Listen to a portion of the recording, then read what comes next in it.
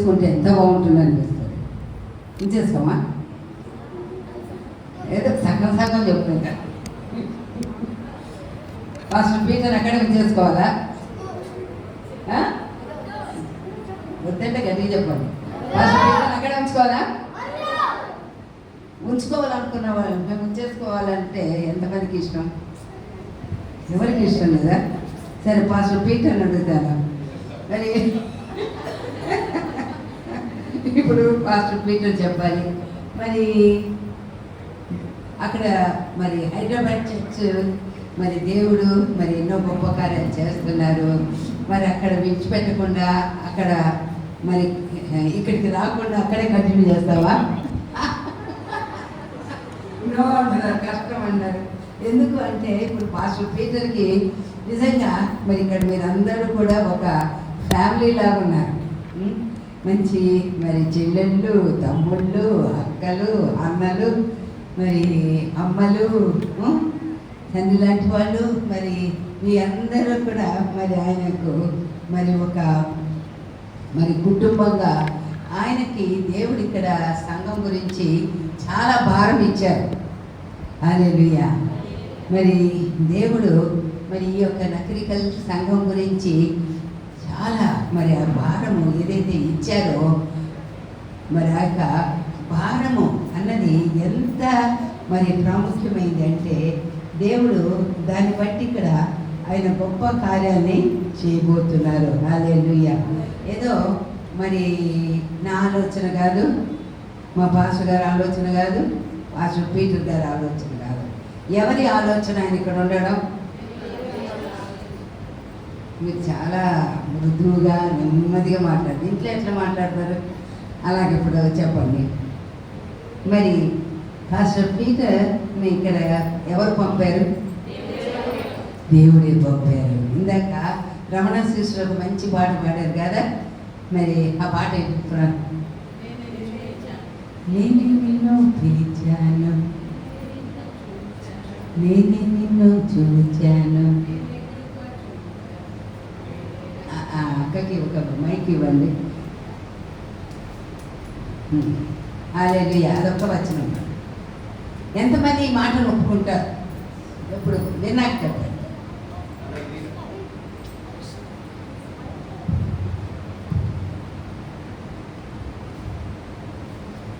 నేనే నిన్ను పిలిచాను, నేనే నిన్ను చూచాను, నేనే కృప చూపాను, నేనే రక్షించాను. నేనే నిన్ను పిలిచాను, నేనే నిన్ను చూచాను, నేనే కృప చూపాను, నేనే రక్షించాను. నీవే నా సొత్తు, నీవే నా సొత్తు, నీవే నా సొత్తు, నీవే నా సొత్తు అని నావుగా నేనే ప్రేమించగా.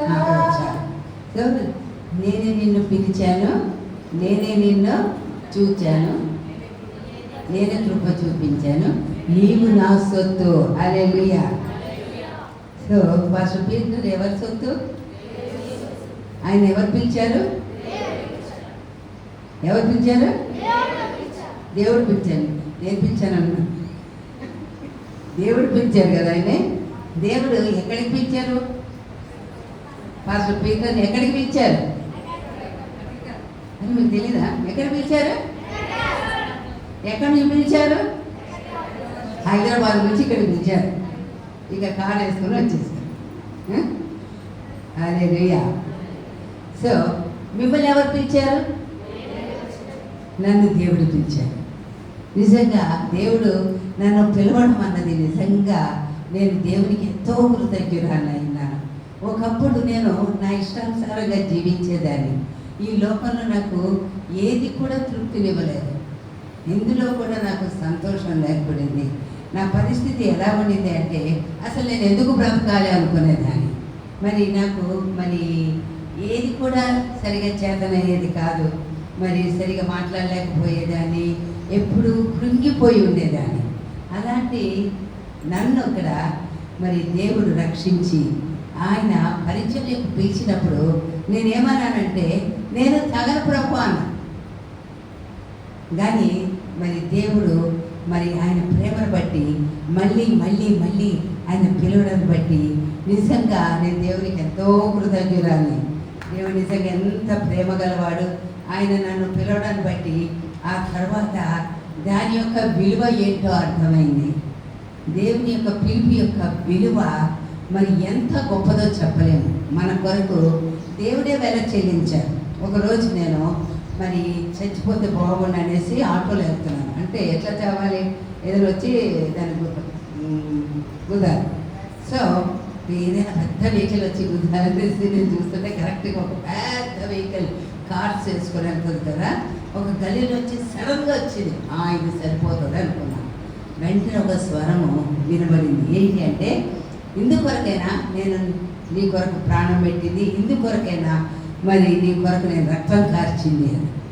అప్పుడు ఒక్కసారి నాకు ఆశ్చర్యం, అంటే ఒక విషయం అర్థమైంది. అయ్యో నేను నా సొత్తు కాదు అనేసి వెంటనే ఆటోని వెనకెళ్ళమను. వెళ్ళినాక మరి నేను నా రూమ్లోకి వెళ్ళి మోకాలేసి అప్పుడు నేను ఏమన్నానంటే, యేసయ్యా నేను నా సొత్తు కాదు, నేను నీ సొత్తు. ఇంకా ఏ విషయం కూడా నేను దిగులు పడను, హర్ట్ అవును, నిరుత్సాహపడను.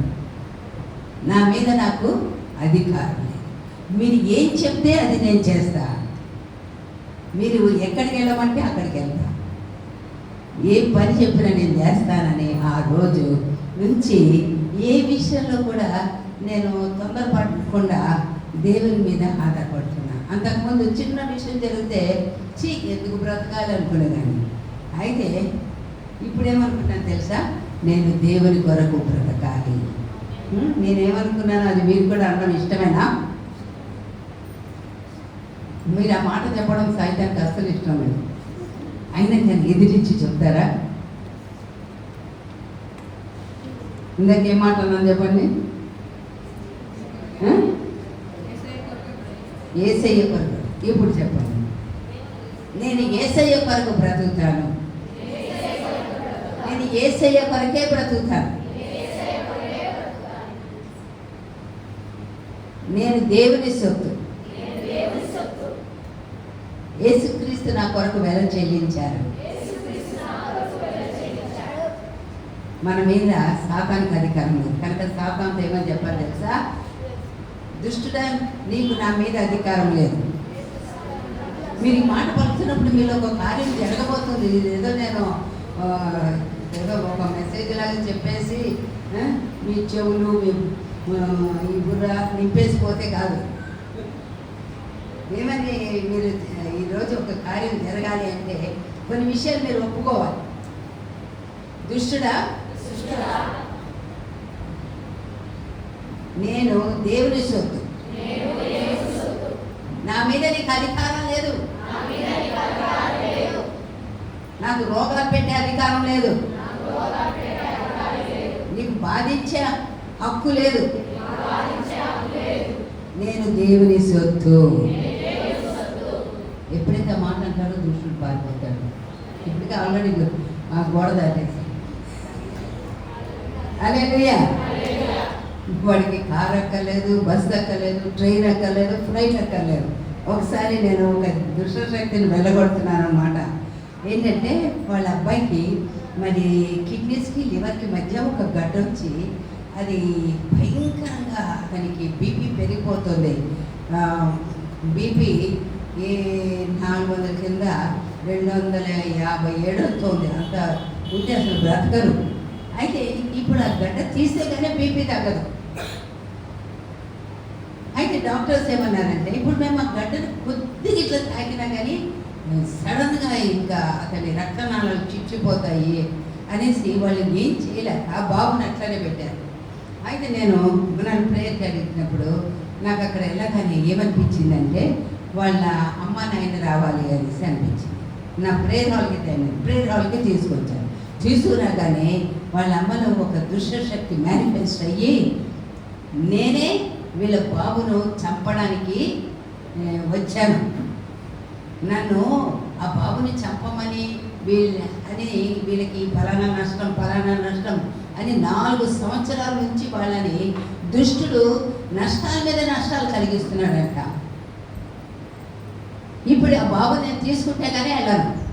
అప్పుడు నేను ఏమన్నానంటే, వీళ్ళు యేసు ప్రభు సహాయం కోరారు కాబట్టి ఇంకా నువ్వు ఆ బాబుని తీసుకెళ్ళలేవు, మరి అది వెళ్ళిపోరు.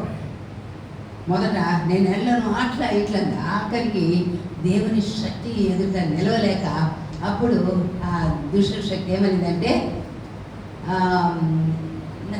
అంటే ఈమెను పంపించాడు. అంటే నన్ను పంపించేంత అర్థం ఏంటి అంటే, దాన్ని నన్ను వెళ్ళగొట్టదని, ఈమెను వదిలేసేమని. నేనన్నా వదలను. అయ్యో నాకు అక్కడ ట్రైన్ టైం అవుతుంది, పలానా ట్రైన్లోకి వెళ్ళాలి నేను. ఆమె వేరే ఊరు నుంచి నిజమే ట్రైన్లో వచ్చింది. నేనేమన్నాను, నువ్వు వెళ్ళిపోవడానికి ట్రైన్ అక్కర్లేదు, బస్ అక్కర్లేదు, మర్యాదగా నడు. ఆ బాబుని ఇంకా ముట్టడానికి వీల్లేదు, ఆ బాబు బ్రతుకుతాడు అని బాగా, ఇదేదో 1-2 నిమిషాలు అయింది కాదు, ఒక గంట పట్టి ఉంటుంది. చివరికి ఆ దుష్ట శక్తి ఏమైందంటే, సరేలే నేను బాబును ఇంకా వదిలేస్తున్నాను, ఇంకా గడ్డ పోతుంది అనేసి ఆ దుష్ట శక్తి వెళ్ళిపోయింది. ఆ తర్వాత ఎట్లా వెళ్ళిందో తెలియదు, కానీ ఒకటి మాత్రం కరెక్ట్ ఏంటి అంటే, నెక్స్ట్ డే డాక్టర్స్ ఆ బాబుని టెస్ట్ చేస్తే ఆ గడ్డ ఫుల్ తగ్గిపోయింది. హల్లెలూయా. డిటాచ్ అయింది కిడ్నీస్కి లివర్కి మధ్య. చిన్న సర్జరీ చేసి ఆ చిన్న గడ్డ అది తీసేశారు. హల్లెలూయా. చూసారా, ఈ లోకంలో కూడా మనము దేవుని సొత్తు అన్నది గ్రహిస్తే దుష్టుడు గడగడ వణుకుతాడు. దేవుని మరి బిడ్డల ఎదుట దుష్టుడు నిలవలేడంట. మీరు ఎప్పుడైనా చూసారా? చాలాసార్లు నేను అనుభవించాను. ఒకసారి మా ప్రేరణలో పెద్ద గొడవ అవుతా ఉంటే నేను రూమ్లో ఉన్నాను, ప్రార్థన చేస్తాను అందరికీ. ఏంటి గొడవ అని గబగా బయటకు వస్తే ఒక ఆమెనేమో ప్రేయర్ హాల్లోకి గుంజుతున్నారు రమ్మని. ఆమెలో ఉన్న దయ్యము అందరిని పటాపటా కొడుతుంది రాకుండా. మీరు ఉండుంటారా అప్పుడు? ఏమో. అయితే రావడానికి ఇష్టపడతలేదు. అప్పుడు ఆ గోలకి నేను బయటికి వెళ్ళేది. నేను అన్నాను, ఆమెను వదిలేసేయండి అన్న. వదిలేస్తే ఇక నన్ను ఇప్పుడు నేను పిలుస్తాను అనుకొని ఇట్లా చూస్తుంది. నేను ఏమనలేదు, మామూలుగా నిలబడ్డాను గుమ్మం దగ్గర. ఏమనకుండా అలా నిలబడేటప్పటికి ఆమె పడేలని పడిపోయింది. హల్లెలూయా. ఆ దుష్ట శక్తి ఆమెను వదిలేకపోయింది. హల్లెలూయా. ఆమెను చేపెట్టి గుంజితే ఆమె సిస్టర్ చూశారు అది గేట్ బయట. కాబట్టి ఆ యొక్క దుష్ట శక్తి మరి మన మాటలకి లోబడు. మనం గుంజితే రాదు, మనం పొమ్మంటే పోదు. ఎప్పుడైతే మనము యేసునామములో నిలబడతామో వాడు చెప్పకుండానే పోతాడు. అసలు నేనేం చెప్పలే పొమ్మని. దేవుని శక్తి ఎదుట ఏ దుష్టుడు నిలవని. కొన్ని సందర్భాల్లో నేను ఎక్కడైతే అడుగుపెట్టిన చోట ఈ డెత్ స్పిరిట్ మరణదూత ఉండడం చూసేదాన్ని. మొదట్లో నాకు మరణదూత ఉన్న ప్లేస్లో చాలా కష్టమయ్యేది దాన్ని ఎదుర్కోవడం అంటే. అయితే ఒకరోజు ఒకళ్ళ ఇంటికి వెళ్ళాను, అక్కడ డెత్ స్పిరిట్ ఉంది. అబ్బా ఇక్కడ డెత్ స్పిరిట్ ఉంది, ఏం చేయాలి ఇప్పుడు నేను అనేసి అలాగే సోఫాలో కూర్చున్నాను. కాసేపటికి అది లేదు. హల్లెలూయా. ఇక్కడ ఒక సంగతి తెలుసా, మనం ఎక్కడుంటే అక్కడ దుష్టశక్తి ఉండదు. మీరు చెప్పండి, ఇప్పుడు మీ దగ్గర దుష్టశక్తి ఉంటుందా? ఎంతమంది మరి మా దుష్టశక్తి నా దగ్గర అంటే నన్ను విడిచిపెట్టదు అని అనుకుంటున్నారు? ఈరోజు మీరు మారు మనసు పొందారు. దుష్టుడికి ఎలా మారు మనసు రాదు, మనకి ఏమని మనసు మార్చుకోవాలి తెలుసా? ఇంకా దుష్టుడు నా దగ్గర ఉండడు. ఇప్పుడు ఆ మాట మీకు పలకండి, ఇంకా దుష్టుడు నా దగ్గర ఉండడు. హల్లెలూయా. నేను ప్రేర్ చేయకముందే మీకు కార్యాలు అయిపోతున్నాయి తెలుసా? చాలాసార్లు నేనేం చూశానంటే, ప్రేర్ చేయించుకోవడానికి చాలామంది వస్తారు. ఇప్పుడు ఈ హాలంతా నిండిపోయారు అనుకోండి, అంతమంది ఒక్కొక్కరు వచ్చి ప్రేర్ చేయించుకోవాలంటే చాలా కష్టమే కదా. అయితే నేను వాక్యం చెప్తుంటే అందరూ ప్రేర్ చేయించుకోవాలని వస్తున్నారు. నేను వాక్యం చెప్తుంటే ఏం జరిగింది అంటే, దేవుడు మరి ఆ యొక్క వాక్యం అన్నది దేవుని శక్తి కనుక మరి వెంటనే ఏమైందంటే, ఆ గ్రూప్లో ఎవరి దగ్గర అయితే దుష్టశక్తి ఉండేదో అది వాళ్ళని విడిచి పారిపోయేది. ఆ పారిపోవడం నాకు తెలిసేది, ఎందుకంటే నన్ను అనుకుంటూ వెళ్ళిపోయేది. ఆ తర్వాత వాళ్ళ దగ్గర దుష్ట శక్తి ఉండేది కాదు. హల్లెలూయా. ఇలాంటివి ఎన్నో నేను చూశాను. ఈరోజు ఇక్కడ కూడా మీ విషయంలో ఏదైతే దుష్టుడు ఎదిరిస్తున్నాడనేసి అనుకున్నారో, మరి ఏదైతే రోగాన్ని వాడు కలగజేశాడో ఆ రోగము ఎవరికి చెందింది? యేసు ప్రభుదా? నీదా? ఎవరిది? దుష్టుది. మరి దుష్టుడు వాడు వెళ్ళిపోతూ వాడు ఏం చేస్తాడు? వాడికి సంబంధించినవన్నీ పట్టుకుపోతాడు.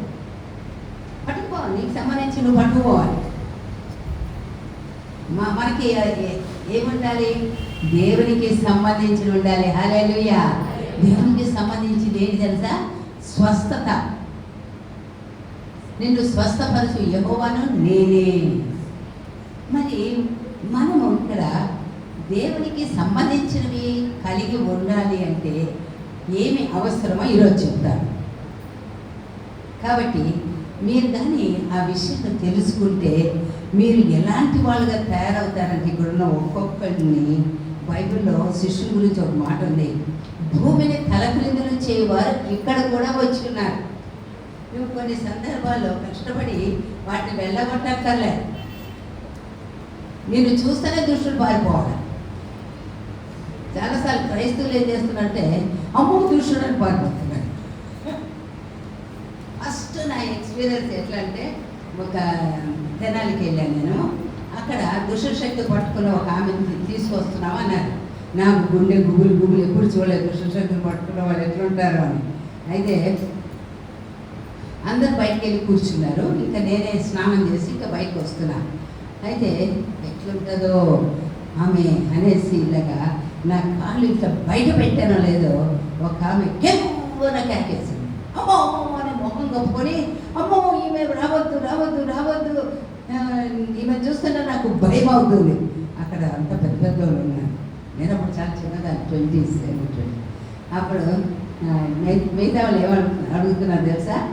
మమ్మల్ని చూస్తే నీకు భయం అవుతుంది కదా. మళ్ళీ చూస్తే దెయ్యానికి ఎందుకు భయం అవుతుంది?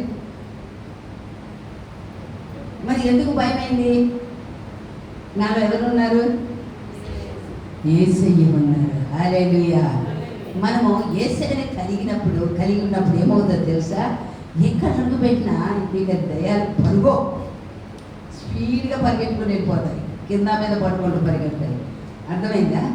ఇప్పుడు చెప్పండి, నిజంగా మనము దేవుని పిల్లలుగా మరి ఎంత మనందరము కూడా ధన్యులమై ఉంటున్నాం.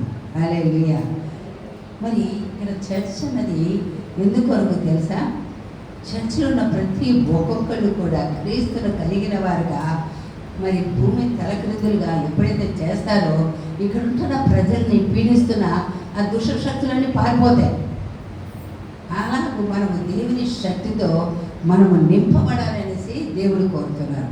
అయితే దుష్టుని ఒక మోసం ఏంటి అంటే, ప్రజలు దేవుని బిడ్డలు శక్తితో నింపబడితే వాడికి చాలా తిప్పలు అనేసి వాడు ఏం చేస్తున్నాడంటే మనుషులకి మరి తెలియకుండా చేస్తున్నాడు దేవుని శక్తి గురించి. అని నువ్వు యేసులో నమ్ముకో, మంచిగా మరి వాక్యం చదువుకో, ఆదివారం చర్చికి వెళ్ళిపో, మరి తర్వాత కానుకలు వెయ్యి. మరి నువ్వు చూసి అందరూ అబ్బా ఎంత భక్తి గల వాళ్ళు, ఎంత మంచి మర్యాదగా ఉంటున్నారు, మంచి మర్యాదగా చక్కగా చర్చికి వచ్చి ఎట్లా వచ్చావో అట్లనే వెళ్తే అప్పుడు సాతాను కూడా ఎంత మంచి మర్యాద గలవాళ్ళు. ఎవరైతే దేవుని శక్తితో నింపబడతారో అమ్మో వీళ్ళు డేంజరస్ ఫెలోస్ అంటారు. ఇక్కడ ఎంతమంది దుష్టుడికి డేంజరస్ ఫెలో? నేను ఒక డేంజరస్ ఫెలో. నేను అంటేనే దుష్టుడికి అడలు. ఎందుకు తెలుసా? ఎందుకో తెలుసుకోవాలనుకున్నట్లయితే ఇప్పుడు నేను కొన్ని విషయాలు మీకు చెప్తున్నాను. కాబట్టి మరి ఇక్కడ Nakrekal church, faith villa church మరి దుష్టునికి టెర్రర్. మనకి టెర్రరిస్టులు అంటే అందరూ కూడా భయపడతారు. ఏం చేస్తారు టెర్రరిస్టులు? మరి చంపుతారు, దోచుకుంటారు, తర్వాత మరి ఎన్నో హింసలు పెడతారు. అయితే ఇక్కడ మనము కీడు చేసే టెర్రరిస్టులు కాదు, దేవునికి సాతానికి టెర్రరిస్టులు. ఎవరికి టెర్రరిస్టులు? సాతానికి టెర్రరిస్టులు. వాడు మనం చూస్తేనే అడుగు దూరం పరిగెట్టాలి వాడు. అలాగే టెర్రరిస్టుగా మనము ఉండాలంటే ఏం చేయాలబ్బా? ఏమైనా మరి దానికి జవాబు ఉందా మీ దగ్గర? ఉండాలంటే ఏం చేయాలో నేను బైబిల్ నుంచి చదువుతాను. యేసుక్రీస్తు ద్వారా దేవునికి అనుకూలములకు ఆత్మ సంబంధమైన బలులు అర్పించుటకు పరిశుద్ధ యాజకులుగా ఉండునట్లు మీరును సజీవమైన రాళ్ళబండినే ఉండి ఆత్మ సంబంధమైన మందిరముగా కట్టబడుచున్నారు. హల్లెలూయా. ఎక్కడైతే ఏ జీవితం అయితే మరి దేవునిలో కట్టబడి ఉంటుందో ఆ కట్టబడిన ఆ యొక్క వ్యక్తి జీవితంలో ఎవరు నివాసం చేస్తారు? ఎవరు నివాసం చేస్తారు తెలుసా? దేవుడు. మరి అలాగే మనం ఇక్కడ 1 కొరింథీ 3 కూడా మీరు మీ దేహము దేవుని ఆలయమై ఉన్నదని మీరు ఎరుగరా. కాబట్టి మన దేహము దేవునికి ఆలయంగా ఉండాలి అనేసి దేవుడు కోరుతున్నారు. కాబట్టి దేవునికి ఆలయం అంటే ఎలాగూ ఆలయము అంటే ఇప్పుడు నేను ఒక మాట చదువుతాను, దాన్ని బట్టి మీకు అర్థమవుతుంది. మత్తయి సువార్త 7వ ఏముందంటే, కాబట్టి ఈ నా మాటలు విని వాటి చొప్పున చేయి ప్రతి వాడును బండ మీద తన ఇల్లు కట్టుకొనిన బుద్ధిమంతుని పోలి ఉండను. హల్లెలూయా. ఇక్కడ ఇంతమంది బుద్ధిమంతులు ఉన్నారు. మీరు బుద్ధిమంతులా కాదా? ఎందుకు బుద్ధిమంతులు? మీకు కూడా పని పాటలు ఉన్నాయి, కానీ తిండి తిప్పలు కావాలి. కానీ మీరు ఏం చేశారంటే దేవుని వాక్యం ద్వారా మీ జీవితాలు కట్టుకోవాలనేసి మీ హాలిడే రోజు పనులన్నీ విడిచిపెట్టి ఇక్కడికి వచ్చారు. అయితే కొంతమంది అనుకుంటారు వీళ్ళంతా బుద్ధిహీనులు, చూడు నేను ఎంత చక్కగా ఇంటి దగ్గర కూర్చొని హాయిగా నిద్రపోతున్నా, పనులు చేసుకుంటున్నా, బయటికి వెళ్తున్నా. అయితే ఎవరు బుద్ధిమంతులో ఎవరు బుద్ధిహీనులో ఇక్కడ యేసు ప్రభు చెప్తున్నారు. ఎవరైతే బండ మీద తన ఇల్లు కట్టుకుంటారో వాళ్ళు బుద్ధిమంతులు. హల్లెలూయా. యేసుక్రీస్తులో మన జీవితము కట్టబడాలి అంటే పునాది మీద మన ఇల్లు కట్టబడాలి. యేసుక్రీస్తు మరి ఆయనే ఆయన పునాది అయి ఉన్నారు. అలా కాకుండా మరి ఇసుక మీద తన ఇల్లు కట్టుకొనిన వాడు బుద్ధిహీనుడు అనేసి పిలువబడుతున్నాడు. ఎందుకంటే ఆ ఇల్లు నిలవదు. ఈ లోపల కూడా మనుషులు ఎంతసేపు ఆచారాలు, వ్యవహారాలు, ఈ మతముతో వాళ్ళు తృప్తి పడుతున్నారు. కానీ అలాంటి జీవితాలు యేసుక్రీస్తు లేకుండా ఏదో మరి రిలీజియస్గా మరి జీవిస్తూ ఏదో తృప్తి పడుతున్నారు. కానీ ఇక్కడ యేసుప్రభు ఒక మాట అన్నారు చూడండి, నీ నామమున దెయ్యములను వెళ్ళగొట్టలేదా, నీ నామమున అనేకమైన అద్భుతములు చేయలేదా అని చెప్పుదురు. అప్పుడు నేను మిమ్మల్ని ఎన్నడూ ఎరుగును, అక్రమం చేయవాళ్ళను నా ఎదురు నుండి పొండని వారితో చెప్పాను. అక్రమం అంటే ఏంటి? క్రమం లేకపోవడం. అక్రమం అంటే అర్థం ఏంటి అంటే ఎవరైతే దేవుని పద్ధతిలో దేవుని యొక్క ఆ యొక్క రాజ్య సంబంధంగా జీవించడం లేదో వాళ్ళందరి యొక్క జీవితాలు అన్నవి అక్కడ మరి క్రమం లేని జీవితాలు అన్నమాట. కానీ మరి క్రమం అంటే ఏంటి అంటే ఎవరైతే ఆయన మాట విని వాటి చొప్పున చేయి ప్రతివాడు, దేవుడు ఏదైతే చెప్తున్నారో ఆయనకు మాట ఏదైతే సెలవివ్వబడిందో ఆ మాట ప్రకారంగా తమ జీవితాన్ని కట్టుకోవాలి. మరి అలాగా కట్టుకోవాలి అంటే వాక్యము మరి తెలుసుకునేటట్లు మనము మందిరంలో మనము దేవుని యొక్క మరి రాజ్య సంబంధమైన కట్టడలను నేర్చుకోవాలి. దేవుని రాజ్యము మాటతో కాదు శక్తితోనే ఉన్నది. హల్లెలూయా. దేవుని రాజ్యము అంటే ఏంటి అంటే మరి నీ రాజ్యం వచ్చును కాక, నీ చిత్తము పరలోకమందు నెరవేర్చున్నట్లు భూమి అందును నెరవేర్చబడును కాక. కాబట్టి ఎవరైతే ఆయన చిత్తాన్ని చేయాలని కోరుకుంటారో వాళ్ళు మరి ఆయన చిత్తాన్ని చేయడం ద్వారా అంటే ఆయన మాట వినడం ద్వారా ఆయనకు లోబడడం ద్వారా వారి జీవితాలు కట్టబడతాయి. నేను చిన్నప్పటి నుంచి క్రిస్టియన్, కానీ ఏ రోజైతే నాకు మరి యేసుక్రీస్తుని అంగీకరించానో ఆ రోజు నుంచి నా జీవితంలో గొప్ప మార్పు రాసాగింది. అంతకుముందు నా పాత జీవితం అంతా పోతా ఉంది. కాబట్టి ఎవరి జీవితం అయితే దేవుళ్ళ కట్టబడుతుందో మరి కట్టబడిన ఆ యొక్క జీవితము దేవుని కొరకు పవర్ఫుల్గా వాడబడుతుంది. కట్టబడాలి. మనము జీవితం కట్టబడకుండా నీకు ఎన్ని వారాలు ఉన్నా వేస్టే. జీవితం కట్టబడకుండా నువ్వు ఎంత బైబిల్ వాక్యం తెలుసు అని అనుకున్నా కంఠస్థం పెట్టి గడగడగడ వాక్యాలన్నీ చెప్పేయచ్చు, కానీ నువ్వు దేవుని మాటకు లోబడకపోతే అది దుష్టునికి అనుకూలమైన స్థలం.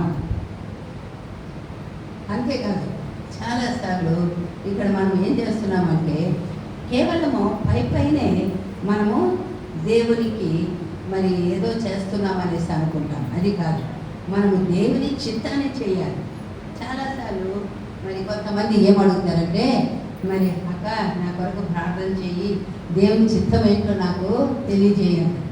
దేవుని చిత్తం ఎప్పుడు దేవుడు ఎవరు అడుగుతారో వాళ్ళకి తెలియజేస్తారు. నీ సంగతి నువ్వు దేవుని చిత్తం చేయాలని కోరినట్లయితే నువ్వు దేవుని అడుగు, దేవునితో మాట్లాడతావు.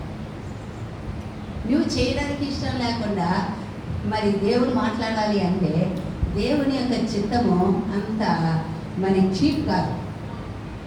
దేవుని చిత్తం అంటే ఏంటి తెలుసా? నీ చిత్తాన్ని వదులుకోవడం. హల్లెలూయా.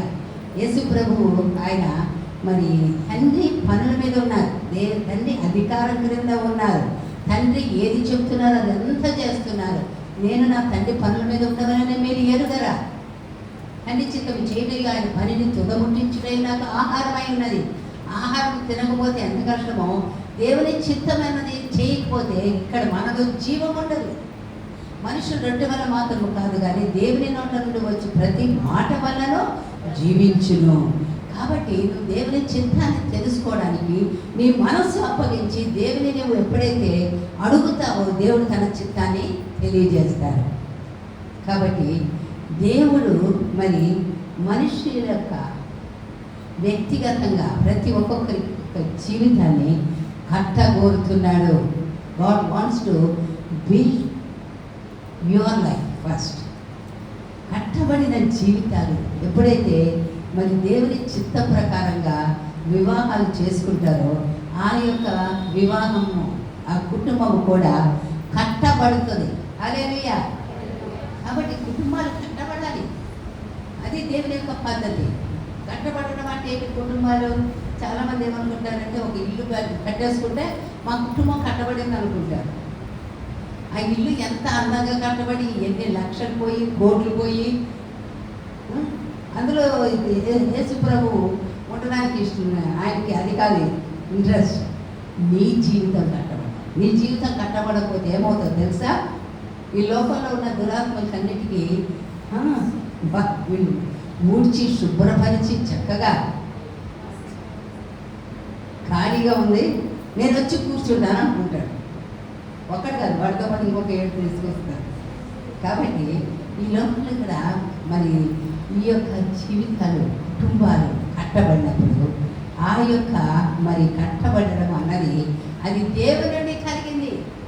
కట్టబడిన జీవితాలు కుటుంబాలు ఎదుట దుష్టుడు నిలవనేరడు. సో కట్టబడిన కుటుంబం అంటే ఏంటో నేను చెప్తాను. అక్కడ భర్త మరి భార్యను ప్రేమించి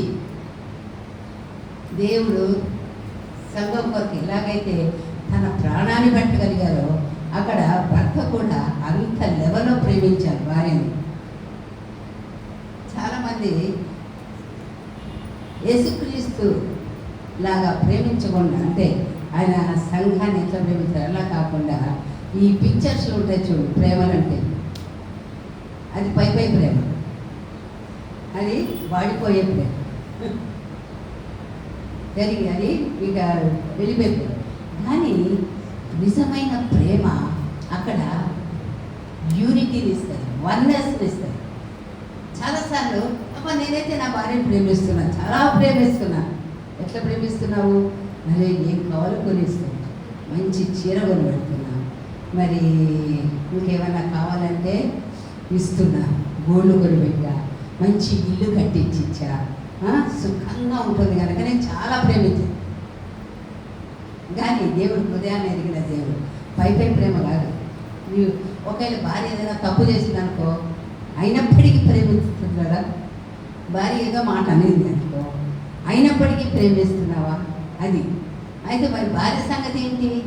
ఇక్కడ మరి ఆ యూనిటీ అన్నది ఎలా వస్తుంది అంటే త్రూ ఒబీడియన్స్, సబ్మిషన్. భార్యలు ఏం చేయాలంటే తమను తాము తమ భర్తలకు లోబడాలి. అంటే ఎలాంటి భర్తకు లోబడాలి? నీ భర్తకే, నీ భర్త ఎట్లా కూడా అట్లానే లోబడాలి. లేదు నా భర్త మరి మారిన తర్వాత యేసు ప్రభువుని నమ్ముకున్నాక తాగుడు మారిన తర్వాత అప్పుడు లోబడతానంటే కాదు. భర్తను గౌరవించాలి. చాలాసార్లు ఏదైనా సమస్య వచ్చిందనుకోండి ఇంట్లో, ఇంకా ఊరంతా ఏమని చెప్తారంటే అమ్మ నీకు తెలుసు అమ్మ మా ఆయన నన్ను బాగా కొడుతున్నాడు అంటే కొట్టేవాడు, మా ఆయన బాగా తిడుతున్నాడు తిట్టేవాడు, మా ఆయన బాగా తాగుతున్నాడు తాగుబోతు. సమయానికి మంచిగా ప్రతిరోజు మటన్ వండకపోతే కొట్టేస్తాడమ్మా తిండిపోతూ. ఏ పని చెప్పినా చేయడమ్మా అంటే ఎప్పుడు నిద్రపోతూ పోతుందని అంటే పేరు పక్కన పోతుంది. అప్పుడు అడుగుతారు ఏం పోతుందని చెప్పాలి. ఇంకా అన్ని విధాల సోమరిపోతుంది, పని చేయదు. కానీ మరి ఎప్పుడు కూడా హుషారుగా ఉండి పని చేస్తూ ఉండాలి. ఆడపిల్లలు మీరు బాగా పని చేయాలి. అమ్మని ఏమంటారు? అయ్యి నువ్వు పని చెయ్యి అని కొడుకుని పని చేయండి. అది కరెక్టా? అది పెద్ద తప్పు. అసలు బాయ్స్ బాగా పని చేయాలి. ఆడపిల్లలు బాయ్స్ బలంగా ఉంటారు కదా, పుట్టినప్పుడే వాళ్ళు మంచిగా ఆరోగ్యంగా బలంగా ఉంటారు. పుట్టినప్పుడే తెలిసిపోతుంది వాళ్ళు అబ్బాయి అమ్మాయి. నేను ఒక బాబు తీసుకొచ్చాను. బాబు అంటే బాబులా ఉన్నాడు, బలంగా ఉన్నాడు. ఆ బలాన్ని వాడుకోవాలి. అమ్మాయిలకి కొన్ని బరువు పనులు చేయలేరు. అయితే ఉంటారు బరువు పనులన్నీ ఆడపిల్లలు చేస్తుంటారు. అట్లా ఇది మామూలుగా సహజంగా కుటుంబంలో జరుగుతుంది.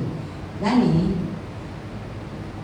కొడుకులు కూతుళ్ళు తల్లిదండ్రులను ప్రేమించి వాళ్ళకి లోబడుతూ కొన్ని విషయాల్లో ఇష్టం ఉండదు. మరి తల్లిదండ్రులు చెప్పేదంతా 100% నాకు ఇష్టమే అన్న వాళ్ళు ఎవరు లేరు. నేను కూడా నాకు కూడా ఇష్టం ఉండేది కాదు, కానీ ఇక తప్పేది కాదు, లోబడేది. అప్పుడు నేను యేసుప్రభువుని అంగీకరించలేదు కనుక తప్పదు అన్నట్టు లోబడ్డాను. కానీ యేసుక్రీస్తుని అంగీకరించినాక నాకు కొన్ని విషయాలు నచ్చకపోయినా ఇష్టం లేకపోయినా అమ్మ నాయన చెప్పినప్పుడు లోబడడం నేర్చుకున్నాను. ఎందుకు అంటే లోబడడం అది దేవుని యొక్క పద్ధతి. నీ జీవితంలో అది అలవర్చుకోవడం అన్నది నీ యొక్క జీవితము కట్టబడిన ఆ యొక్క కుటుంబము ఎలా ఉంటుంది అంటే పిల్లలు తల్లిదండ్రులు లోబడతారు, తల్లిదండ్రులను గౌరవిస్తారు, వాళ్ళు దీర్ఘాయుష్మంతులు అవుతారు. మరి ఆ కుటుంబాన్ని చూస్తే ఎవరికైనా చూడముచ్చటగా ఉంటుంది. అమ్మో చూడు వాళ్ళ ఆయన ఎంత కొడుతున్నా, ఎంత ప్రేమో, ఎంత ప్రాణమో, వాళ్ళ ఆయన మాత్రం ఒక్క మాట అనేవారు. గొప్ప ఎంత ప్రేమ అనురాగం అంటే దేవుని యొక్క సృష్టి ఎప్పుడు కూడా దాంట్లో గొప్ప మేలు ఉంటుంది, ఎంతో సుందరంగా ఉంటుంది. అలాగా కట్టబడిన ఆ యొక్క ఇల్లు దేవుని మహిమపరుస్తుంది. కాబట్టి ఆ యొక్క కుటుంబము కొండ మీద కట్టబడిన పట్టణంలాగా ఉంటుంది. హల్లెలూయా. ఆ కుటుంబంలోని వెలుగు మరి అందరూ కూడా చూస్తారు. అలాంటి మోడల్ ఫ్యామిలీస్ సంఘంలో లేవనెత్తబడాలి. అలాంటి ఫ్యామిలీస్ మరి పవర్ఫుల్ అన్నమాట. మీరు ఎంతమందికి మీ యొక్క ఫ్యామిలీ ఒక మోడల్ ఫ్యామిలీగా ఉండాలని కోరుతున్నారు? చేతులు అందరూ ఎత్తారు. గుడ్. అంటే పెళ్లి కన్నోళ్ళు కూడా ఎత్తారు. మీరు పెళ్లి కదంతసేపు అమ్మ నాయన నా కుటుంబంలో ఉన్నారు కదా, పెళ్లి చేసుకుంటేనే నా కుటుంబం అనుకోవద్దు. మీరు ఎక్కడున్నా అదే మీ కుటుంబం. కాబట్టి కొన్నిసార్లు మనకు బాధ అనిపిస్తుంది, అమ్మ నాయన మధ్య గొడవలు అవుతుంటే పిల్లలు చాలా కింద మీద అయిపోతుంటారు. అయినా కానీ క్షమించాలి, ప్రేమించాలి. ఇప్పుడు నాకు కొన్ని విషయాల్లో మరి నాకు చదువు విషయంలో నాకంటూ ఒక ఇష్టం ఉండింది, కానీ మా నాయన మరి అందుకు ఒప్పుకోలేదు. నేను మెడిసిన్ చేయాలనుకున్నా, నేను ఏం కోరుకున్నా మా నాయన ఒప్పుకోవడం లేదు. సరే నన్ను ఏదో ఒకటి మంచి నాకు ఇష్టమైన కాలేజీలో వెయ్యండి అని అంటే, నీకు ఒక్కటే కాలేజ్, నువ్వు ఆ కాలేజీలో జాయిన్ అవుతే జాయిన్ అవ్వ, లేకపోతే లేదు. ఇది government college, Reddy college Hyderabad, Manavati Hanumantharao girls high school government school. అది అవగానే గవర్నమెంట్ కాలేజీలో జాయిన్ అవ్వాలి. మరి మా ఫాదర్ ఏమి చిన్న ఉద్యోగం కాదు, ఆయన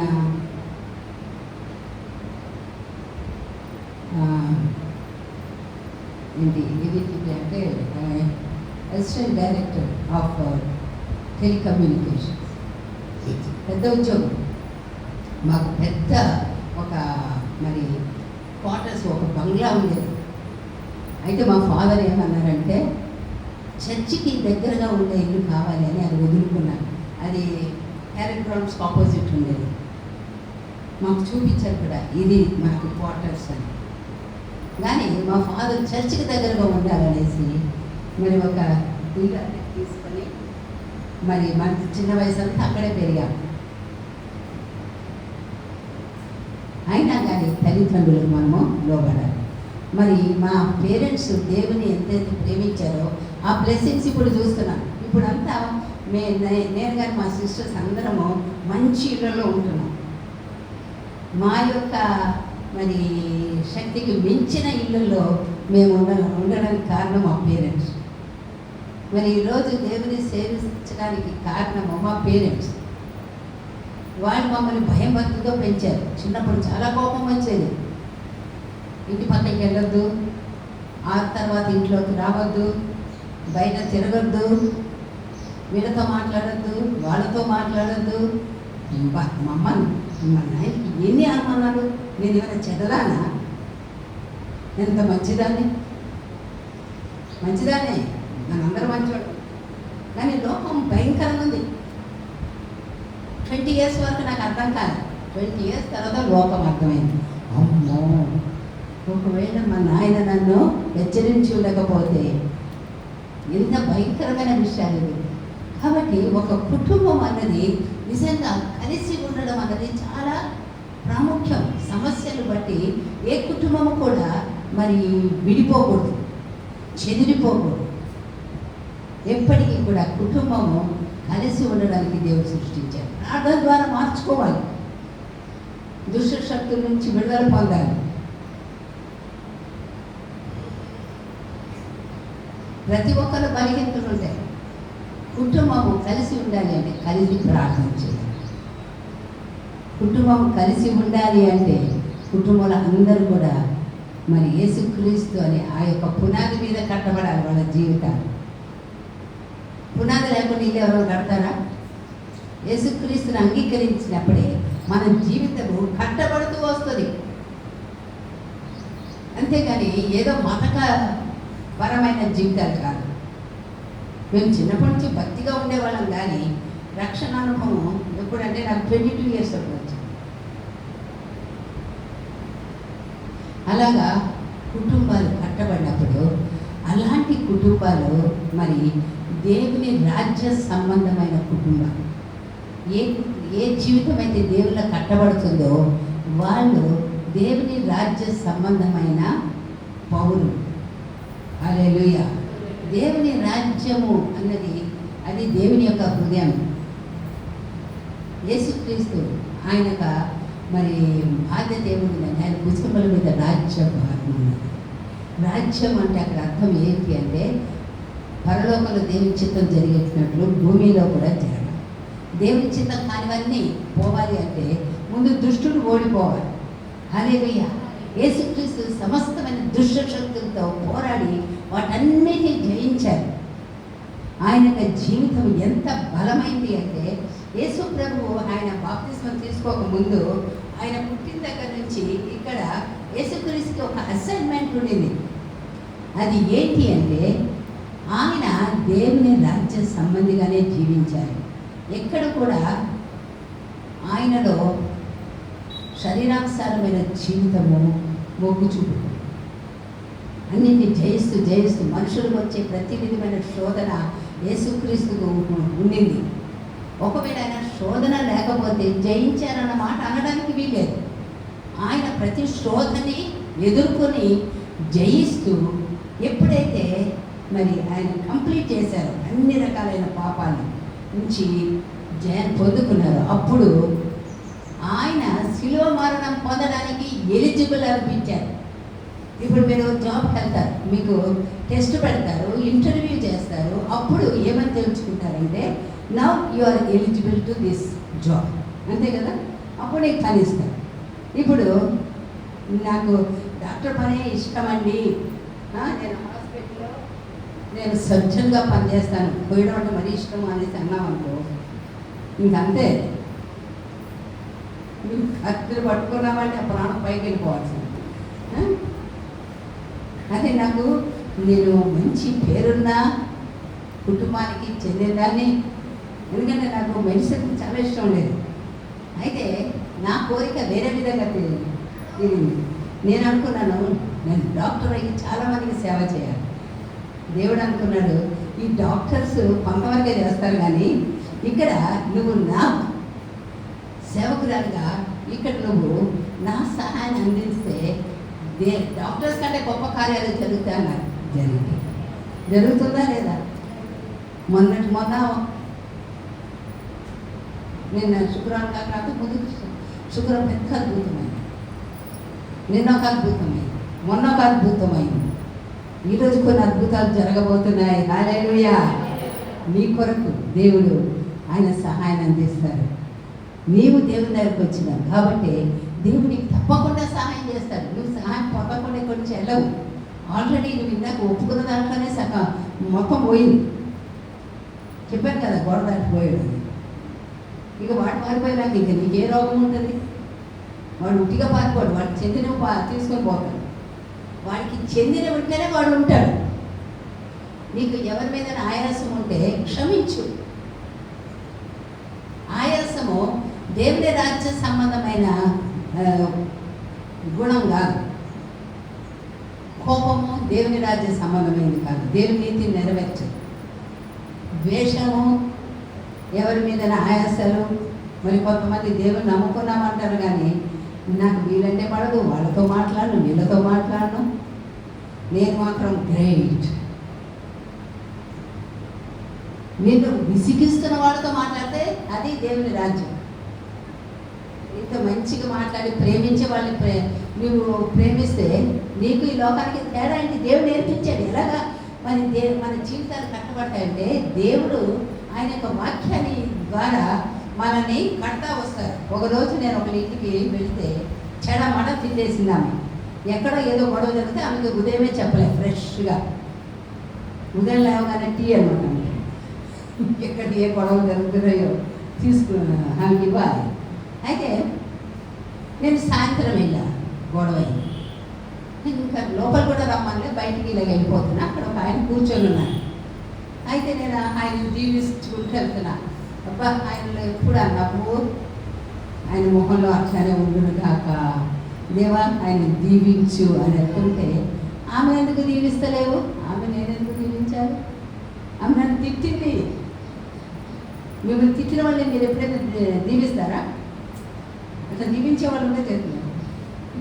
మనం ఏ స్టాండర్డ్లో ఉన్నాం? నిన్ను దూషించేవాడిని, నిన్ను ద్వేషించేవాడిని, నిన్ను తిట్టేవాడిని ప్రేమించడము గాడ్ స్టాండర్డ్. నీ జీవితము దేవుని స్టాండర్డ్లో కట్టబడాలి. వాక్యానుసారం యేసు ప్రభువు ఆయనని హింసిస్తున్న వారిని ద్వేషించారా? మీ పని చెప్తాను, ఇప్పుడు చనిపోయి నేను పరలోకానికి వెళ్తాను కదా, అప్పుడు ఏం చేస్తానో చూడు. మీ మీదకి తెగుడు రప్పిస్తా, అగ్ని కురిపిస్తా అన్నారు యేసు ప్రభు. అమ్మో మీరు ఏమి చేయించున్నారో మీరు ఎరుగరు కనుక వీరిని క్షమించుము అనేసి ఆ క్షమాపణ అన్నది ఇక్కడ దేవుని రాజ్యాన్ని తీసుకొస్తుంది. ద్వేషము అన్నది సాతానుకు సంబంధించిన ఆ యొక్క విరుగుడు అంటే భేదాలు తీసుకొచ్చి విడగొడుతుంది. సాతానికి సంబంధించినంత విడగొట్టేది, దేవునికి సంబంధించినంత కట్టేది. హల్లెలూయా. నిజంగా దేవుని పద్ధతిలో జీవితాలు కట్టబడతాయి. ఇప్పుడు మీరు ఒకటి చెప్పండి, ఆ కుటుంబము కట్టబడిన కుటుంబం అంటారా, విడగొట్టబడిన కుటుంబమా? విడగొట్టేది ఎప్పుడు కూడా మరి దేవునికి విరుద్ధమే. సంఘం కూడా మరి చాలా బాధాకరంగా అనిపిస్తుంది కొన్ని విషయాలు వింటుంటే. వీళ్ళకి వాళ్ళ మీద కోపము, వాళ్ళు ఇంకొకరి మీద కోపము, వీళ్ళ గురించి వాళ్ళు, వాళ్ళ గురించి వీళ్ళు. కొన్ని విషయాలు వింటుంటే చాలా దుఃఖం అనిపించింది. ఇక్కడ మనము దేవుని పని చేయాలి, కానీ సాతానికి సహకరించి వాడిలాగా మనం కూడా ఇతరుల గురించి చెడు పలుకుతూ ఎప్పుడు సాతాను నేరాలు మోపేవాడు. మనము జీవితంలో ఏదైతే ఎదుర్కొన్నామో అందులోనే మన జీవితాన్ని ఎలాగ కట్టుకోవాలో నేర్పిస్తాడు. హల్లెలూయా. మరి ఇక్కడ సంఘం అంతా కూడా మరి ప్రతి ఒక్కళ్ళు వారి యొక్క జీవితాలు ఎప్పుడైతే కట్టబడుతున్నాయో ఆ కట్టబడిన జీవితాలు మిగతా వాళ్ళకంటే భిన్నంగా ఉంటుంది. ఎట్లా ఉంటుంది అని ఎవరు ఏం చేసినా పట్టించుకోరు, ఆయాసాలు పెట్టుకోరు. నీ యొక్క ఒరిజినల్ ఇది ఏంటో అట్లానే ఉంటావు, ప్రేమిస్తావు, చేయాల్సిన పనులు చేస్తావు.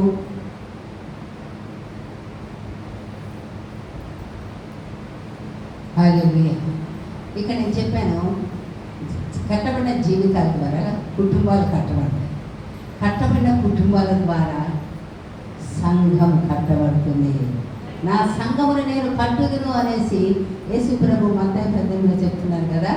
ఈ పేతురు ఈ బండ మీద నా సంఘమును కట్టుదును. ఆ బండ ఎవరు? యేసు ప్రభు. యేసుక్రీస్తులో ఉన్నవారు ఎప్పుడు కూడా కట్టబడేవారుగా ఉంటారు. యేసు ప్రభులో ఉన్న కుటుంబాలు కట్టబడినవిగా ఉంటుంది. యేసుక్రీస్తులో ఉన్న సంఘము కట్టబడుతుంది. హల్లెలూయా. చాలామంది ఏమనుకుంటారంటే నేను చాలా భక్తి పరురాల్ని, మిగతా అందరూ చెడ్డవాళ్ళు అనుకుంటారు. మనం తగ్గించుకోవాలి, మనము హెచ్చించుకోకూడదు. జీవిత విలువలు ఈ మధ్య యాటిట్యూడ్స్ ఆఫ్ గాడ్స్ క్యారెక్టర్ గురించి స్టడీ చేస్తుంటే అప్పుడు ఏమనిపించింది తెలుసా? నేను ఇంత చెడ్డరాను. అప్పుడు నాకు ఒక ఆశ కలిగింది, అబ్బాయి నాకు కూడా యేసుక్రీస్తు లాంటి గుణాలకి ఎంత బాగున్నా. ఏదో కొంత ఉంది, కొంతమందికి నోటి వరకు ఉంటుంది, నోటితో చెప్తారు. ఏంటి అంటే మనం ఇతరులను ప్రేమించాలి, కానీ నేను ప్రేమించాలి. ఇతరులు క్షమించాలి, కానీ నేను క్షమించాలి. ఇతరులకు సాయం చేయాలి, కానీ నేను నాకే సాయం చేయాలి. అలాంటి ఆ గుణ లక్షణాలు మరి దేవునికి విరుద్ధమైనవి. అలాంటి జీవితాలు కలిగి ఉంటే దుష్టుడికి ఎంతో కంఫర్టబుల్గా ఉంటుంది. ఈమె నాదే, ఈయన నావాడు. యేసుప్రభు ఏమన్నారంటే ఈ లోకాధికారి వచ్చుతున్నాడు, వానితో నాకేమీ సంబంధం లేదు. హల్లెలూయా. అంటే ఈ లోక సంబంధమైన ఆ యొక్క శత్రువుతో ఇక్కడ యేసుక్రీస్తుకి ఎలాంటి కనెక్షన్ లేదు, కానీ దేవునితో కనెక్ట్ అయి ఉంటున్నాడు. హల్లెలూయా. హల్లెలూయా. మరి ఈరోజు దేవుడు గొప్ప కార్యాలు చేయబోతున్నారు. వచ్చి మీరందరూ ధన్యులు. మరి ఏదో పుట్టి ప్రేయర్ చేస్తే కార్యం అవుతుందని అనుకోవద్దు. వర్షిప్తో స్టార్ట్ అవుతుంది దేవుని కార్యం, వాక్యంతో కంటిన్యూ అవుతుంది, ప్రార్థనతో అది స్థిరపరచాలి. అంతే. ఇప్పుడు మీరు ప్రేయర్ చేస్తే అది మీరు పొందుకున్న దాన్ని స్థిరపరుస్తుంది, అంతే. ఎందుకంటే కార్యం చేసేది దేవుడు. సంఘం ఎవరిదమ్మా? గట్టి చెప్పండి. దేవుడు. యేసుక్రీస్తు చెందింది. మరి యేసుక్రీస్తు యొక్క సంఘములో ఎవరుంటారు? యేసుక్రీస్తుకి చెందినవారు. యేసుక్రీస్తుకు చెందిన వారి యొక్క కుటుంబాలు ఎవరికి చెందినవి? యేసుక్రీస్తుకు చెందినవి. హల్లెలూయా. మరి పాస్టర్ పీటర్ ఇక్కడ ఎందుకు వచ్చాడు తెలుసా?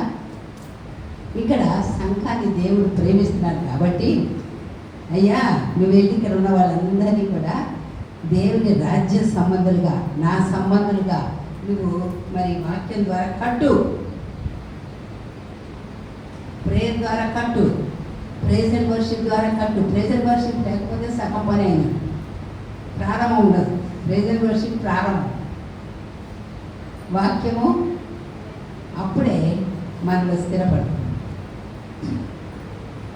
అలా కాకుండా నా చర్చు అందరు రండి, ఇట్లా రండి, అట్లా రండి, ఇది చేస్తా అది చేస్తా అని పోగు చేసుకొని చాలామంది ఎట్లా అనుకుంటారంటే, అమ్మా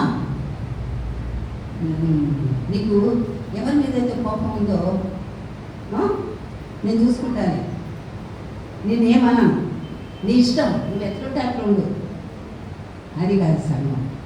ఇక్కడ సంఘ కాపులకి ఒక బాధ్యత ఏంటి అంటే, కుటుంబంలో సంఘంలో ఉన్న ప్రతి ఒక్కరి జీవితాలు కట్టబడేటట్టు చూడాలి, కౌన్సిలింగ్ చేయాలి, వాక్యం అందించాలి. అందరికీ కలిపి ఒకటే ప్లేట్లో పెడితే కాదు, ఎవరి ప్లేటు వాళ్ళకి ఇవ్వాలి. ఒకరికేమో మేము ఇక్కడ వచ్చాం భోజనానికి, నేనేమో ఉప్మా తింటాను అంటే టిఫిన్ చేద్దాం. వాళ్ళకి ఒకళ్ళేమో చికెన్ ఇష్టపడ్డారు, ఒకళ్ళు చికెన్ వద్దనుకున్నారు, ఇంకొకళ్ళు పప్పు ఇష్టపడ్డారు. మొత్తానికి ఎవరి ప్లేస్లో వాళ్ళు తిన్నాం, అంతే కదా. ఇంకొకరి ముద్ద నా ముద్ద కాదు, నా ముద్ద నేను తినాలి, ఇంకొకటి తింటే నా ముద్ద తిన్నట్ట అవ్వదు. అట్లనే ఇప్పుడు చిన్నపిల్లలు ఉన్నారనుకోండి, చిన్నపిల్లలు, ఆ వీళ్ళకి మీరు తిన్నట్టుగా అన్నాన్ని పెట్టగలరా? ఇప్పుడు పసిబిడ్డల్ని ఇప్పుడు మంచి చికెన్ కూర వండి బిర్యానీ అన్నీ పెడితే వాళ్ళకి అది సరిపోదు. మరి వాళ్ళకి ఇవ్వాల్సిన ఆహారం వాళ్ళకి అందిస్తేనే ఎదుగుతారు. మరి కొత్తగా జన్మించిన శిశువు కోరిన వారై దేవుని వాక్యమును పాల వలన ఎదుగు నిమిత్తము ఆ పాలను అపేక్షించుడి.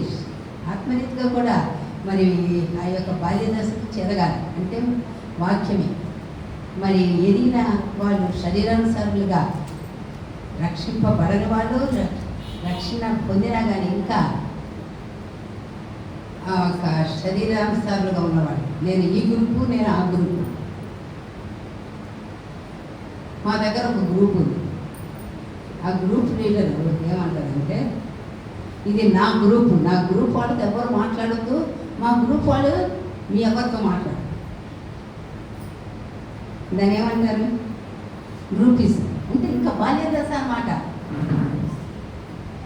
బాల్యదశలో ఉండి చాలామంది ఏమనుకుంటారంటే, నేను ఎన్ని సంవత్సరాలుగా ఆ సీనియర్ మెంబర్ని తెలుసా, మీ అందరికంటే నేను పెద్ద మెంబర్ని. పెద్ద ఎంత మెంబరో అది కాదు ముఖ్యం, నీ గుణాలు ఎంత మార్చబడ్డాయి, నువ్వు ఎంత ఒబీడియంట్గా ఉన్నావు అది కాదు. కాబట్టి ఎక్కడైతే ఎదుగుదల ఉండదో అక్కడ గ్రూపిజం స్టార్ట్.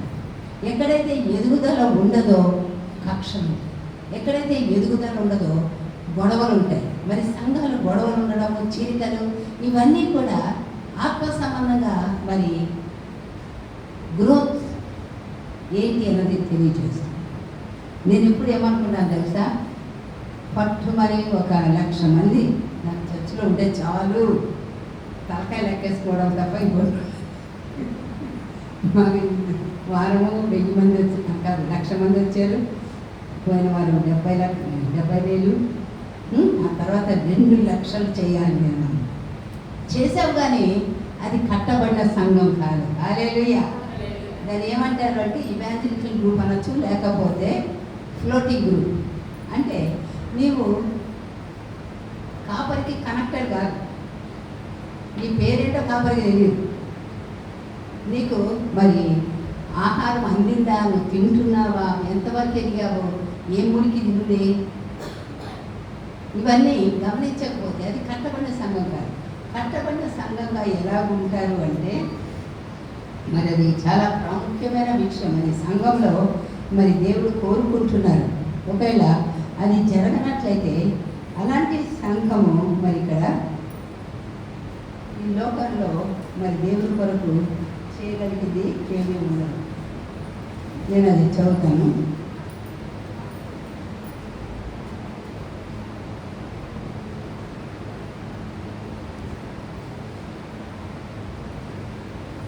ఒక శరీరంలో మనకు అనేక అవయములు ఉండినను ఈ అవయములన్నీ ఒకటే పని ఎలా ఉండదో అలాగే అనేకమైన మనం క్రీస్తులు ఒక్కరి శరీరముగా ఉండి ఒకరికొకరము ప్రత్యేకముగా అవయములమై ఉన్నాము. మనకు అనుగ్రహింపబడిన కృప చొప్పున వేరు కృపావరములు కలిగిన వారమే. ఇక్కడ అదంతా కూడా చెప్పబడింది. అలాగే వేరే స్థలాల్లో కూడా ఉంది. మరి ఎఫ్సీలు రాసిన పత్రికలో ఉంది ఏంటంటే, ప్రేమ కలిగి సత్యం చెప్పుతూ క్రీస్తు ఉండటకు మనం అన్ని విషయంలో ఎదుగుదాము. అలాగే 1 కొరింథీ 12వ అధ్యాయం చివరిలో కూడా ఉంటుంది. అక్కడ మనం చూసినట్లయితే అన్నీ ఒక అవయవం అయితే శరీరమే, అవయములు అనేకములైనను శరీరం ఒక్కటే కనుక కన్ను చేదుతో నీవు నాకు అక్కర్లేదని చెప్తాను. అంటే దీన్ని బట్టి ఇక్కడ మనకి అర్థమవుతుంది ఏంటి అంటే,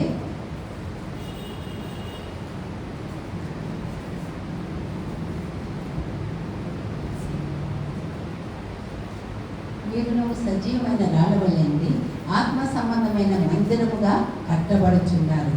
హల్లెలూయా. మనము మందిరంగా కట్టబడడం ఎలాగో అంటే, ఎవరికి దేవుడు ఏ పరిచర్య ఇచ్చున్నారో ఆ పరిచర్యకు తమను తాము ఎప్పుడైతే అప్పగించుకుంటారో వాళ్ళు క్రీస్తు శరీరంలో భాగంగా ఉన్నారు. అలా కాకుండా ఇప్పుడు సంఘానికి పొలమని వస్తారు, నాకు ఇష్టమైతే వస్తా. కొన్నిసార్లు ఏమనుకుంటారు, పాస్టర్ నన్ను పలకరించలేదు, ఎంతసేపు వాళ్ళకే ఛాన్స్ ఇస్తున్నారు, మమ్మల్ని కానీ మా ఫ్యామిలీని కానీ పట్టించుకోవడం లేదు. ఎంతమంది ఉంటారు ఇట్లా. మా చర్చలో ఎంత నంబర్ ఉంటుందో అన్ని గొడవలు ఉంటాయి, మీకు తెలియదు, అన్ని కంప్లైంట్స్ ఉంటాయి. అయితే ఎదిగిన సంఘం అనుకోండి, ఆ ఎదిగిన వాళ్ళు ఏం చేస్తారు తెలుసా, ఆ సమస్యల్ని వాళ్ళు తీసుకొని వాళ్ళు ఈ సమస్యల విషయంలో సరి చేస్తూ వస్తారు. హల్లెలూయా. ఇంకా మరి హాస్టల్ మీద నిందలు మోపం. ఒక ఆమె తను ఏదో లాభాన్ని ఆశించి డబ్బులు ఎవరికో ఇచ్చింది, అది చెప్పి ఇవ్వలేదు. కానీ కొన్ని సంవత్సరాలు అయిపోయింది, వడ్డీ ఇవ్వడం లేదు, డబ్బులు ఇస్తలేడు. ఇప్పుడు నింద ఎవరి మీద పడింది తెలుసా, పాస్టర్ మీద, నా మీద. ఆమె ఇచ్చినట్టు కూడా మాకు తెలియదు. కానీ ఇప్పుడు చెప్పేది ఏంటంటే, నాకు ఈ సంఘం అంటే ఇష్టం లేదు, వీళ్ళు నన్ను పట్టించుకోవడం లేదు. ఎవరి తరపు నుంచి ఇచ్చిందో ఇప్పుడు పట్టించుకోవడం అంటే అర్థం ఏంటంటే, ఈమె ముందు ఆమెను తిట్టాలి, గట్టిగా అరవాలి, ఈ లోక సంబంధంగా.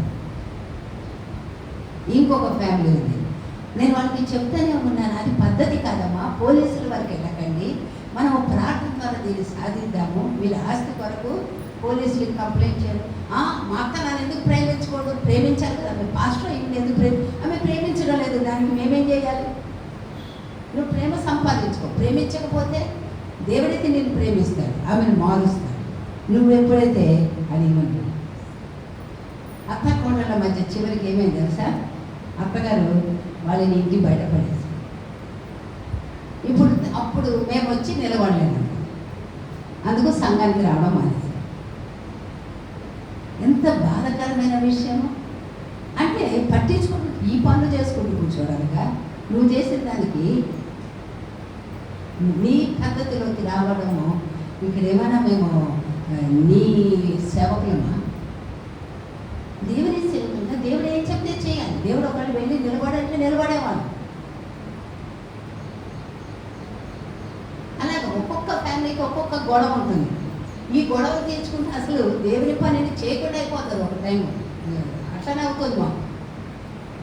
కాబట్టి ఇక్కడున్న ఈ యొక్క సంఘము నగరిక రైతులుగా చర్చ్ ఒక ఎగ్జాంపుల్గా అన్ని సంఘాలకు ఉండాలని మీరు కోరుతున్నారా? మీ పాస్టర్ గారు చాలా నెమ్మదస్తులు, చాలా బలమైన వారు, నెమ్మదస్తులు బలహీనమైన వారు, బలమైన వారు. మరి ఆయన చెప్పినట్లు, నేను నేర్పించినట్లు మరి మంచి గొర్రెల్లాగా నడుచుకోవాలి. గొర్రెలు పిల్లలు పెట్టాలి, పాస్టర్ పిల్లలు పెట్టాలంటే ఒక పాస్టర్ అంతమంది పిల్లల్ని చూసుకోవాలి. మీరు పిల్లలు పెట్టి పిల్లల్ని పెంచుకోవాలి. అప్పుడు పాస్టర్ గారు సాయం చేస్తారు, అప్పుడు ఇక్కడ సంఖ్య ముఖ్యంగా మీరు ఎదగాలి. అది చాలా hallelujah, hallelujah. Thank you Jesus. అలా చెప్పుకుంటూ వెళ్ళినట్లయితే మరి మనకున్న సంఘ దర్శనంలో మనము ఫిట్ అయ్యేటట్లు మనము మరి ఆ యొక్క దర్శనానికి అనుగుణంగా మన పాత జీవితం అంతా అక్కడ చెక్కబడాలి, ప్రూనింగ్ అవ్వాలి. ఒకరోజు నేను మనసులో అనుకుంటున్నాను, దేవా సంఘం ఎందుకు నంబర్ పెరగడం లేదు, కారణం ఏంటి, ఏం చేస్తే పెరుగుతారో అని మనసులో. అప్పుడు వెయిన్స్ అనే ఒక ప్రాఫిట్ వచ్చాయి ఫారిన్ నుంచి. నేను ఆయనకి ఏం చెప్పలేదు, నన్ను పిలిచాను ఏమన్నా తెలుసా, unless you prune, unless the church when it is go through the pruning, then only there will be growth in the church. అది కటింగ్ జరగకపోతే ఎదుగుదల ఉండదు. ఎక్కడ పనికిమాలి ఉండవో అవన్నీ తీసేస్తున్నారు. మన పనికిమాల గుణాలని పోతే, ఇప్పుడు గుణాలను పోతే సంఘం ఎదగదా? ఈ గుణాలు ఉంటే వచ్చేవాళ్ళు వస్తుంటారు, పోయేవాళ్ళు పోతుంటారు. వచ్చేవాళ్ళు వస్తుంటారు, పాత వాళ్ళు అలిగిపోతుంది. పాస్టర్ మీద లేదా పక్కన ఉన్న వాళ్ళ మీద ఎవరి మీద ఒకరి మీద అలుగుతూనే ఉంటారు. కొంతమందికి ఇక లైఫ్ అంతా అలుగురే. అలిగే చర్చ్ ఉంది, అలిగే చర్చిని సాటిస్ఫై చేయాలి. దేవుళ్ళు ఎదగాలి. హల్లెలూయా. నిజంగా దేవుళ్ళు నువ్వు ఎంత ఎదుగుతావో అంతగా దృష్టుడు నీ ఎదుటి నిలిపాలి.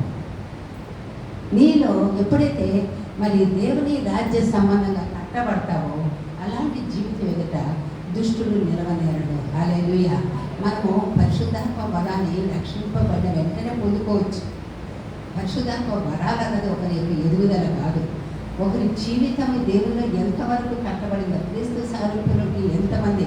అందుకే ఎఫెసీ 4:7 ఉందంటే విశ్వాస విషయంలోనూ దేవుని కుమారుని గురించిన జ్ఞాన విషయంలోనూ ఏకత్వం పొంది సంపూర్ణ పురుషులు మగ వరకు ఆయన ఇలాగు నియమించెను. హల్లెలూయా. క్రీస్తులకు కలిగిన సంపూర్ణతకు సమానమైన సంపూర్ణత కలవారమై ఉండేటట్లు దేవుడు పరిచర్య ధర్మాన్ని ఏర్పరిచారు. మీరు పరిచర్య చేయడం అంటే ఏంటి అంటే ఒకరికి ఆ యొక్క ఎదుగుదల ఉండేటట్లు నడిపించాలి. ఎదుగుదల ఎప్పుడైతే ఉంటుందో మనం మార్చబడుతుంటామో అప్పుడు దేవుని యొక్క అద్భుతాలు చూస్తాం. మన జీవితంలో ఏ విషయం అయితే లోపాలు ఉంటున్నాయో అవి దృష్టికి అవకాశంగా దృష్టిని తీసుకుంటాడు. మనలో అవిశ్వాసం కూడా ఆ యొక్క దృష్టికి అవకాశం ఇస్తుంది. మనం ఏమనుకుంటామంటే దేవుడు నాకేం చేశాడు, నాకు ఏమి మంచి కాలేదు అనుకున్నాను. సాతానికి సంతోషం. చెప్పు ఇంకా నలుగురికి వెళ్ళి ఆ మాట చెప్పు. దేవుడు ఏం చేస్తాడు అన్న విశ్వాసాన్ని అందరికీ ఇస్తాడు. అది కాదు, దేవుడు దాన్ని స్వస్థపరచు. నువ్వు ఎప్పుడైతే సాక్ష్యం చెప్తూ వస్తావో దేవుని యొక్క గొప్ప స్వస్థతలు నువ్వు చూస్తావు. ఇంకా ఎన్నో సాక్ష్యాలు ఉన్నాయి. నేను కొన్ని పకాలను తీసుకొచ్చాను, కానీ ఇప్పటికే చాలా ఆలస్యమైంది. ఇప్పుడు మనం దేవునికి అప్పగించుకున్నాం. అందరు కూడా కళ్ళు.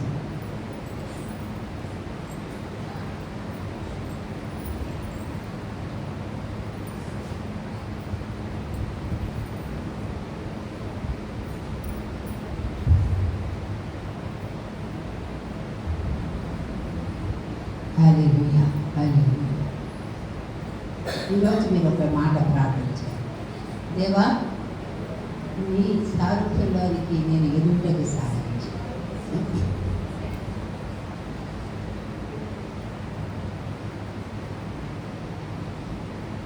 మా కుటుంబాలు కట్టబడును కాక. దేవా, మీకు చెందని ఏదైతే మా కుటుంబంలో ఉందో దాంట్లో మాకు మార్పు కావాలి. అలాగే సంఘం కూడా కట్టబడాలి. ప్రతి ఒక్కరు మాకున్న పిలుపులో మేము నిలిచి మిమ్మల్ని సేవించడానికి మాకు సహాయం చేయండి. హల్లెలూయా, హల్లెలూయా, హల్లెలూయా. శత్రువు చేస్తున్న వాళ్ళ పాతాల మటుకు అణగద్రొక్కబడింది. ఈ యొక్క ఫెయిత్ విలేజ్ చర్చ్ దేవుని కొరకు క్లెయిమ్ చేస్తాం. This church belongs to Jesus. ఈ యొక్క సంఘం ఎదుట పాతాళంలో ఒక ద్వారములో నిలవనేరదు. అలాంటి సంఘంగా